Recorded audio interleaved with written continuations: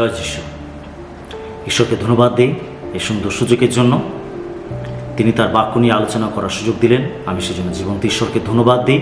আর এই সুন্দর সময় প্রিয় বিশ্বাসী, আপনাকে যিশু নামে অনেক অনেক শুভেচ্ছা জানাই।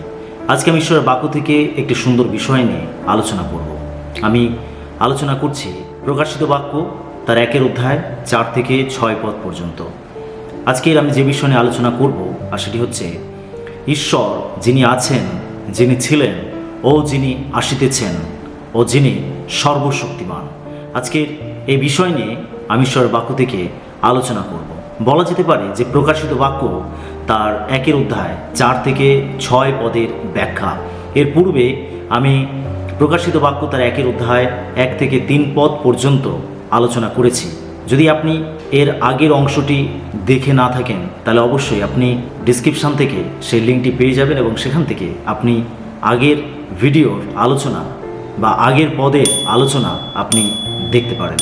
তো চলুন আজকের আমি আলোচনা করি প্রকাশিত বাক্য তার 1 অধ্যায় 4 থেকে 6 পদ পর্যন্ত। লেখা আছে, প্রকাশিত বাক্য তার 1 4 থেকে 6 পদে লেখা আছে, যখন এশিয়াস্থিত সপ্তমণ্ডলীর সমীপে যিনি আছেন ও যিনি ছিলেন ও যিনি আসিতেছেন তাহা হইতে এবং তাহার সিংহাসনের সম্মুখবর্তী সপ্ত আত্মা হইতে এবং যিনি বিশ্বস্ত সাক্ষী, মৃতগণের মধ্যে প্রথমজাত ও পৃথিবীর রাজাদের কর্তা, সেই যীশুখ্রিস্ট হইতে অনুগ্রহ ও শান্তি তোমাদের প্রতি বর্তুক, যিনি আমাদিগকে প্রেম করেন ও নিজ রক্তে আমাদের পাপ হইতে আমাদিগকে মুক্ত করিয়াছেন এবং আমাদিগকে রাজ্যস্বরূপ ও আপন ঈশ্বর ও পিতার যাজক করিয়াছেন। তাহার মহিমা ও পরাক্রম যুগ পর্যায়ের যুগে যুগে হোক, আমেন। আমরা দেখতে পাই যে যখন যিশুর শিষ্য যখন তিনি যিশুর নাম প্রচার করার জন্য তাকে বন্দি করা হয়েছিল এবং তাকে নির্বাসনে পাঠানো হয়েছিল পাটম নামক দ্বীপে। আর সেখানে প্রভু তাকে বিভিন্ন দর্শন দিয়েছিলেন আর তাকে লিখতে বলেছিলেন এবং তিনি বিশ্বাসী বর্গকে তা পাঠিয়ে দিতে বলেছিলেন। আমরা যে অংশটি নিয়ে আলোচনা করছি, আর যখন এই পাটম দ্বীপে তিনি বিভিন্ন দর্শন পেয়েছিলেন এবং প্রভু তাকে যে দর্শনগুলো দিয়েছিলেন, তিনি যা দেখেছিলেন, যা শুনেছিলেন, তিনি নিজে থেকে যা প্রত্যক্ষ করেছিলেন সেই বিষয়ের বিবরণ তিনি আমাদের সামনে তুলে ধরেছেন। আর আমরা সেই দর্শনের বিভিন্ন ঘটনা আমরা দেখছি, যেখানে আমরা দেখতে পাই প্রকাশিত বাক্য তার 1 4 থেকে 6 পদে যখন বিশেষ করে এশিয়াস্থিত রোমীয় প্রদেশের অর্থাৎ বর্তমানে তুরস্কে সপ্তমণ্ডলীর উদ্দেশ্যে প্রত্যাদেশের এই বইটি তিনি লিখেছিলেন বা তাদের উদ্দেশ্যে তিনি লিখেছিলেন এবং তাদের কাছে এই প্রত্যাদেশের বাক্যগুলো তিনি পাঠিয়েছিলেন। এই প্রদেশের প্রধান শহরগুলোতে মণ্ডলীগুলো অবস্থিত ছিল। সেই জন্য যোহনের বইটি খুব সহজেই প্রদেশের অন্যান্য মণ্ডলীগুলোতে পাওয়া গেছিল। কিন্তু আমাদের মনে রাখতে হবে যে এই বইটি কেবলমাত্র এশিয়াস্থিত মণ্ডলীগুলোর জন্যই রচিত হয়নি বা লেখা হয়নি। প্রতিটি প্রজন্মের প্রতিটি মণ্ডলীর জন্য এই বইটি লেখা হয়েছিল এবং আমরাও বর্তমানে যে বিশ্বাসীরা বেঁচে রয়েছি প্রত্যেকের জন্য এই বইটি প্রযোজ্য, আমরাও এর অন্তর্ভুক্ত। যিনি আছেন ও যিনি ছিলেন ও যিনি আসিতেছেন তার অর্থাৎ ঈশ্বরের অনুগ্রহ ও শান্তি তোমাদের প্রতি বর্তুক, 4 পদে তাই লেখা আছে। জানতে হবে ঈশ্বরের কোনো শুরু বা শেষ নেই এবং সত্যই তিনি আবার আসবেন। এখানে লেখা রয়েছে, যিনি আছেন ও যিনি ছিলেন ও যিনি আসিতেছেন তারই অনুগ্রহ শান্তি তোমাদের প্রতি বর্তুক। অর্থাৎ ঈশ্বরের কোনো শুরু নেই বা শেষ নেই এবং তিনি সত্যই আবার আসবেন। সেই জন্য পৃথিবীর শেষের দিনগুলোতে যখন চূড়ান্তভাবে খ্রিস্টানদের উপর বা বিশ্বাসীদের উপরে তাড়না ঘটবে, তখন খ্রিস্টানরা যেন স্মরণ করেন যে সমস্ত ঘটনাই চূড়ান্তভাবে ঈশ্বরের নিয়ন্ত্রণাধীন। অর্থাৎ শেষ সময় যত তাড়না ঘটবে আমাদের জানতে হবে যে সমস্ত তাড়নায় এবং সকল খ্রিস্ট বিশ্বাসীরা প্রত্যেকেই ঈশ্বরের নিয়ন্ত্রণের মধ্যেই আছেন। জানতে হবে ঈশ্বর সমস্ত পরিস্থিতি এবং অবস্থার প্রভু। আমাদের জীবনে যতই কঠিন পরিস্থিতি আসুক, আমরা যে অবস্থাতে থাকি না কেন, জানতে হবে ঈশ্বর হলেন সমস্ত অবস্থার এবং পরিস্থিতির প্রভু। তিনি সব কিছুকে নিয়ন্ত্রণ করতে পারেন। হালেলুয়া। তারপর লেখা আছে, সপ্ত আত্মার থেকেও অনুগ্রহ ও শান্তি আসে।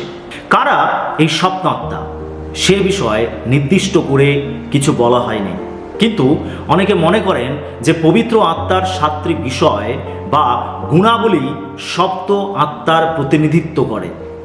অর্থাৎ এই যে সপ্ত আত্মার কথা এখানে উল্লেখ করা হয়েছে, এই সপ্ত আত্মা বলতে বোঝায় যে পবিত্র আত্মার সাত্ত্বিক বিশেষ গুণাবলী, আর সেটাকেই চিহ্নিত করে। এমন নয় যে ঈশ্বরের আলাদা আলাদা সাতটা আত্মা রয়েছে, না, এরকম নয়। কিন্তু এখানে যখন সপ্ত আত্মার কথা উল্লেখ করা রয়েছে, তার মানে এই সপ্ত আত্মা বলতে বোঝায় পবিত্র আত্মার বিভিন্ন গুণাবলীর মধ্যে সাতটি বিশেষ গুণাবলী। হালেলুয়া। তারপর লেখা রয়েছে, অনুগ্রহ এবং শান্তি যীশু খ্রিস্টের কাছ থেকে আসে। 5 পদ অনুযায়ী 5 পদে লেখা রয়েছে, যীশু খ্রিস্ট হইতে অনুগ্রহ ও শান্তি তোমাদের প্রতি বর্তুক। অর্থাৎ অনুগ্রহ এবং শান্তি যীশু খ্রিস্টের কাছ থেকে আসে, যিনি হলেন বিশ্বস্ত সাক্ষী। যিশুর আরেকটি কাজ হলো ঈশ্বরের সাক্ষ্য দেওয়া। আমরা যদি যোহন লিখিত সুসমাচার তার 3 অধ্যায় 31 থেকে 34 পদ পড়ি, সেখানে লেখা রয়েছে, যিনি উপর হইতে আসেন তিনি সর্বপ্রধান, যে পৃথিবী হইতে সে পার্থিব এবং পৃথিবীরই কথা কহে। যিনি স্বর্গ হইতে আসেন তিনি সর্বপ্রধান। তিনি যাহা দেখিয়াছেন ও শুনিয়াছেন তাহারই সাক্ষ্য দিতেছেন, আর তাহার সাক্ষ্য কেহ গ্রহণ করে না। যে তাহার সাক্ষ্য গ্রহণ করিয়াছে সে ইহাতে মুদ্রাঙ্ক দিয়াছে যে ঈশ্বর সত্য। কারণ ঈশ্বর যাহাকে প্রেরণ করিয়াছেন তিনি ঈশ্বরের বাক্য বলেন, কারণ ঈশ্বর আত্মাকে পরিমাণপূর্বক দেন না। আমরা এই অংশ থেকে এটা বুঝতে পারি যে প্রভু যীশু তিনি বলছেন যে জগতে থাকে সে জগতের বিষয় সাক্ষ্য দেয়, কিন্তু যে স্বর্গে থাকে সে স্বর্গের বিষয় সাক্ষ্য দেয়। প্রভু যীশু বলছেন, আমি স্বর্গ থেকে এসেছি আর আমি স্বর্গের বিষয় সাক্ষ্য দিচ্ছি, অর্থাৎ ঈশ্বরের বিষয় সাক্ষ্য দিচ্ছি, বা আমি সেই সাক্ষ্য তুলে ধরতেই এই জগতে এসেছি। প্রভু যীশু তিনি পিতা ঈশ্বর সম্বন্ধে সাক্ষ্য দিতেই এই পৃথিবীতে এসেছিলেন এবং তিনি পিতার জন্য এই পৃথিবীতে সাক্ষ্য বহন করেছেন, এবং তিনি যে সাক্ষ্য দিয়েছেন সেই সাক্ষ্য হলো সত্য, বিশ্বস্ত এবং গ্রহণযোগ্য। এছাড়াও তিনি সত্যের পক্ষে সাক্ষ্য দিতে এসেছিলেন, সেই বিষয়ে যোহন তার 18:37 পদেও যিশু উল্লেখ করেছেন। লেখা রয়েছে যোহন 18:37 পদে, তখন পিলাত তাহাকে বলিলেন, তবে তুমি কি রাজা? যিশু উত্তর করিলেন, তুমিই বলিতেছ যে আমি রাজা। আমি এই জন্যই জন্মগ্রহণ করিয়াছি ও এই জন্য জগতে আসিয়াছি, যেন সত্যের পক্ষে সাক্ষ্য দিই। যে কেউ সত্যের সে আমার রব শুনে। প্রভু যীশু এখানেও পরিষ্কার করে বলছেন যে তিনি সত্যের পক্ষে সাক্ষ্য দিতেই এই পৃথিবীতে এসেছেন। অর্থাৎ যিশু তিনি ঈশ্বরের পক্ষেই সাক্ষ্য দিতে এই পৃথিবীতে এসেছিলেন এবং তিনি তার জীবনের মূল্যে সেই সাক্ষ্যকে তিনি বহন করেছেন। তারপর আমরা দেখি এখানে লেখা রয়েছে যে যিশুই হলেন মৃতগণের মধ্যে প্রথম জাত। আমরা যিশুকে দেখি যে তিনি হলেন মৃতগণের মধ্যে প্রথম জাত, অর্থাৎ তিনি সেই ব্যক্তি যিনি প্রথম মৃত্যুকে জয় করে বেঁচে উঠেছেন। অর্থাৎ যিশুর আগে পর্যন্ত সমস্ত মানুষ মৃত্যুতেই শেষ হয়ে গেছে, এমন কেউ নেই যিনি মৃত্যুকে জয় করে বেঁচে উঠেছেন। একমাত্র প্রভু যীশু খ্রিস্টই তিনি মৃতদের মধ্যে থেকে জীবিত হয়েছেন। তিনি হলেন মৃতগণের মধ্য হইতে প্রথম জাত, যিনি মৃত্যুকে জয় করেছিলেন। যদি আমরা গীত সংহিতা তার 89-27 পদ পড়ি, সেখানে লেখা আছে, আবার আমি তাহাকে প্রথম জাত করিব, পৃথিবীর রাজগণ হইতে সর্বোচ্চ করিয়া নিযুক্ত করিব। দেখুন এখানে ভাববাণী করা রয়েছে, ঈশ্বর বলছেন আমি তাহাকে প্রথম জাত করিব। অর্থাৎ যিশু তিনি যে মৃতগণের মধ্য থেকে প্রথম জাত হবেন, আর সেই বিষয় আগে থেকে ঈশ্বর ভাববাণী করেছিলেন। এছাড়া প্রথম করিন্থীয় তার 15 অধ্যায় 20 পদে এ বিষয়ে আবারও লেখা আছে, কিন্তু বাস্তবিক খ্রিস্ট মৃতগণের মধ্য হইতে উত্থাপিত হইয়াছেন, তিনি নিদ্রাগতদের অগ্রিমাংশ। দেখুন, এখানেও পরিষ্কার করে বলা হয়েছে যে যিশুই হলেন নিদ্রাগতদের মধ্যে অগ্রিমাংশ, অর্থাৎ যিশু সমস্ত মৃতগণের মধ্য থেকে তিনি হলেন প্রথম ব্যক্তি যিনি জীবিত হয়েছেন, মৃত্যুকে জয় করেছেন। আমরা গীতসংগীতা দেখতে পাই, তার সম্বন্ধে ভাববাণী করা হয়েছে যে তিনি হবেন প্রথমজাত মৃতগণের মধ্য থেকে।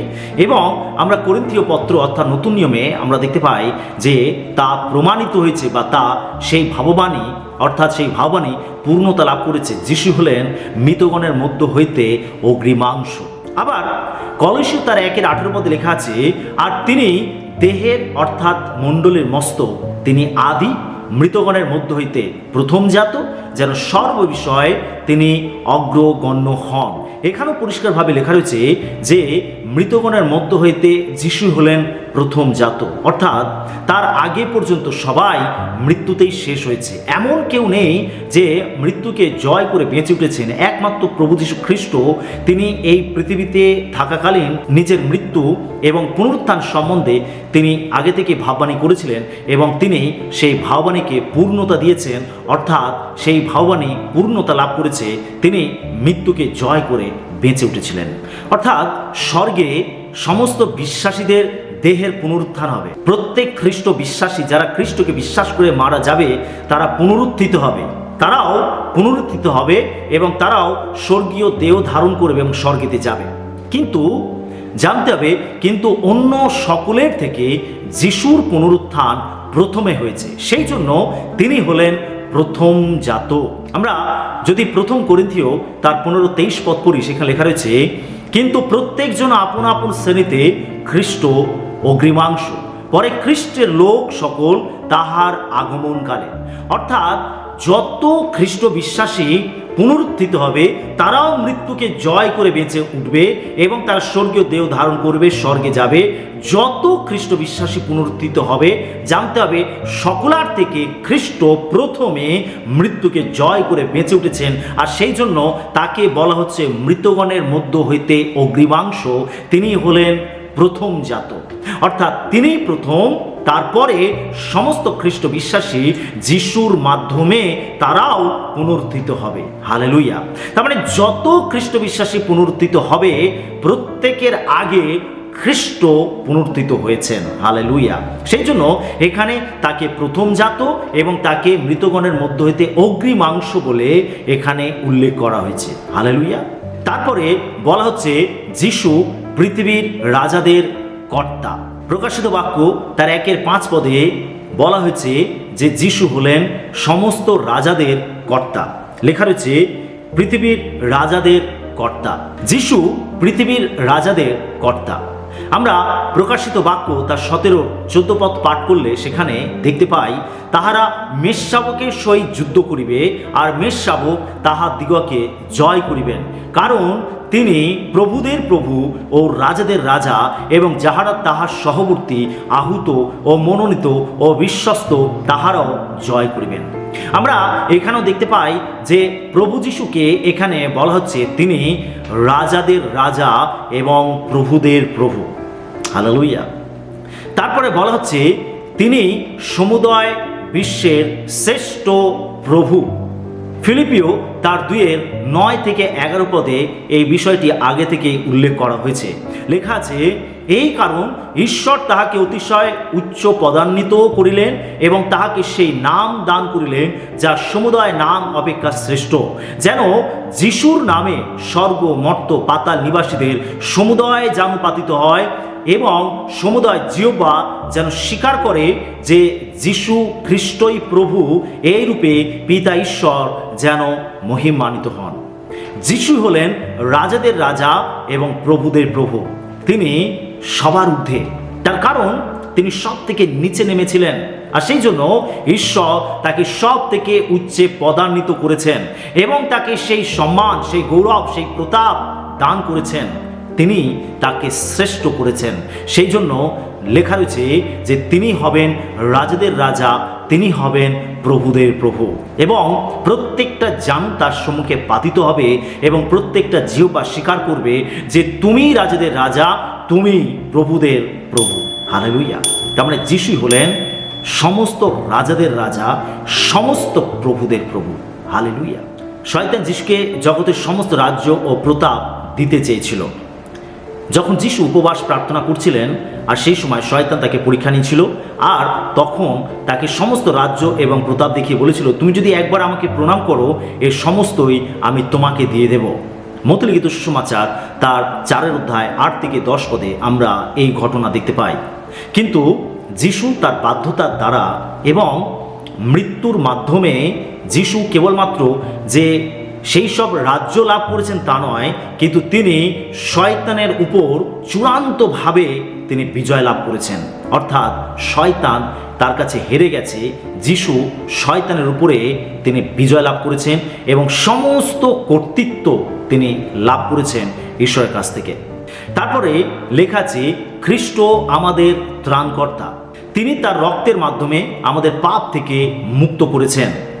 ইব্রিয় তার 9:14 পদে লেখা আছে, তবে যিনি অনন্তজীবী আত্মা দ্বারা নির্দোষ বলিরূপে আপনাকে ঈশ্বরের উদ্দেশ্যে উৎসর্গ করিয়াছেন, সেই খ্রিস্টের রক্ত তোমাদের সংবেদকে মৃত ক্রিয়াকলাপ হইতে কত অধিক নিশ্চয় সূচি না করিবে, যেন তোমরা জীবন্ত ঈশ্বরের আরাধনা করিতে পারো।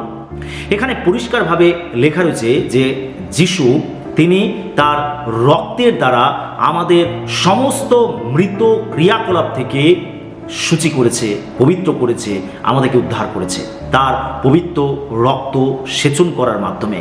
সেই জন্য যিশু হলেন আমাদের ত্রাণকর্তা।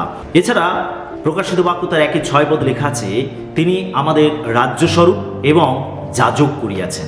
যিহুদি জাতিকে যাজকদের রাজ্য বলা হতো। যদি আমরা পুরাতন নিয়ম দেখি, আর সেখানে আমরা দেখতে পাই যে যিহুদি জাতিকে যাজকদের রাজ্য বলা হতো। যাত্রা পুস্তক তার 19:6 পদে লেখা আছে, আর আমার নিমিত্তে তোমরাই যাজকদের এক রাজ্য ও পবিত্র এক জাতি হইবে, এই সকল কথা তুমি ইসরায়েল সন্তান দিগকে বলো। এখানে পরিষ্কারভাবে ঈশ্বর বলছেন যে আমার নিমিত্তে তোমরাই যাজকদের এক রাজ্য, অর্থাৎ যিহুদি জাতিকে বলা হয়েছে যে যাজকদের রাজ্য। হালেলুয়া। কিন্তু এখন খ্রিস্টের মণ্ডলীকে যাজকদের রাজ্য বলা হয়েছে। এখন এই বর্তমান সময় যে সমস্ত মণ্ডলী রয়েছে, চার্চ রয়েছে, সেটাকে বলা হচ্ছে যে যাজকদের রাজ্য। হালেলুয়া। আমরা যদি প্রথম পিতর তার 2 অধ্যায় 5 পদ এবং 9 পদ পড়ি, সেখানে লেখা আছে 5 পদ থেকে, আসিয়া জীবন্ত প্রস্তরে ন্যায় আত্মিক গৃহস্বরূপে গাঁথিয়া তোলা যাইতেছ, যেন পবিত্র যাজক বর্গ হইয়া যিশু খ্রিস্ট দ্বারা ঈশ্বরের গ্রাহ্য আত্মিক বলিরূপে উৎসর্গ করিতে পারো। কিন্তু তোমরা মনোনীত বংশ, রাজকীয় যাজক বর্গ, পবিত্র জাতি, ঈশ্বরের নিজস্ব প্রজাবিন্দু, যেন তাহারই গুণকীর্তন করো, যিনি তোমাদেরকে অন্ধকার হইতে আপন আশ্চর্য জ্যোতির মধ্যে আহ্বান করিয়াছেন। অর্থাৎ এখানে আমরা দেখতে পাই যে আমাদেরকে, অর্থাৎ বর্তমান সময়ে সকল খ্রিস্ট বিশ্বাসীকে বলা হচ্ছে মনোনীত বংশ। আমাদেরকে মনোনীত করা হয়েছে, আমাদেরকে বলা হচ্ছে মনোনীত বংশ। আমরা দেখতে পাই যে ঈশ্বর আব্রাহামের বংশকে আশীর্বাদ করেছেন, এবং আমরা বর্তমানে কেউ আব্রাহামের বংশধর নই, আমরা কেউ যিহুদি জাতি নই, কিন্তু আমরা যারা প্রভু যীশু খ্রিস্টকে বিশ্বাসে গ্রহণ করেছি, অর্থাৎ আমরা হলাম মনোনীত বংশ। আমাদেরকে এই জগৎ থেকে মনোনীত করা হয়েছে, আমরা হলাম মনোনীত বংশ। আর কি বলা হচ্ছে? রাজকীয় যাজক বর্গ। আমরা হলাম রাজকীয় যাজক বর্গ। বর্তমান সময় সকল খ্রিস্ট বিশ্বাসীকে বলা হচ্ছে রাজকীয় যাজক বর্গ। অর্থাৎ যাজকদের কাজ কি?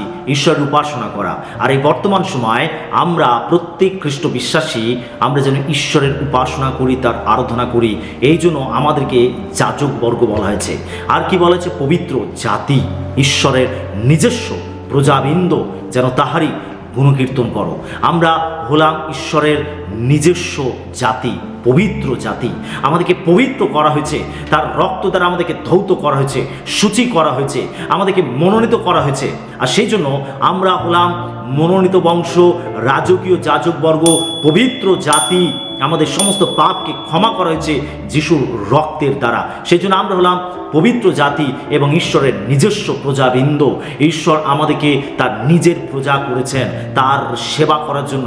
আর সেই জন্য এখানে বলছে যেন তোমরা তাহারই গুণকীর্তন করো। যিনি তোমাদিগকে অন্ধকার হইতে আপনার আশ্চর্য জ্যোতির মধ্যে আহ্বান করিয়াছেন। তিনি আমাদের জীবনকে পরিবর্তন করেছেন। তিনি অন্ধকার জীবন থেকে তিনি আমাদের আলোর জীবন এনেছেন, অর্থাৎ পাপময় জীবন থেকে তিনি আমাদেরকে পবিত্র জীবন এনেছেন, তার সান্নিধ্যে এনেছেন, তার রাজ্যের অংশীদার করেছেন। হালেলুয়া। সেই জন্য আমরাই হলাম এই বর্তমান সময় ঈশ্বরের যাজকদের রাজ্য। হালেলুয়া। আমরা হলাম তার প্রজা, তার মনোনীত বংশ, তার পবিত্র জাতি, যেন আমরা তার মহিমা কীর্তন করি। হালেলুয়া। আমরা যেন যিনি আছেন, যিনি ছিলেন এবং যিনি আসিতেছেন তারই মহিমা করি, তারই গৌরব করি, কেন তিনি হলেন সমস্ত কিছুর ঊর্ধ্বে। তিনি হলেন একমাত্র ঈশ্বর, তিনি হলেন একমাত্র পরিত্রাতা। হালেলুয়া। তিনি আসিতেছেন। তো আমি এখানেই থামবো। আবার এর পরের অংশ নিয়ে আমি প্রকাশিত বাক্য থেকে আলোচনা করব। আমি বিশ্বাস করি যে এই আলোচনার মধ্যে আমরা এই বাক্যের যে নিগুড় বিষয়গুলো রয়েছে আমরা তা বুঝতে পেরেছি। প্রভু আমাদের প্রত্যেককে আশীর্বাদ করুন। তিনি আপনাকে প্রচুর প্রচুর আশীর্বাদ করুন। জয় যিশু।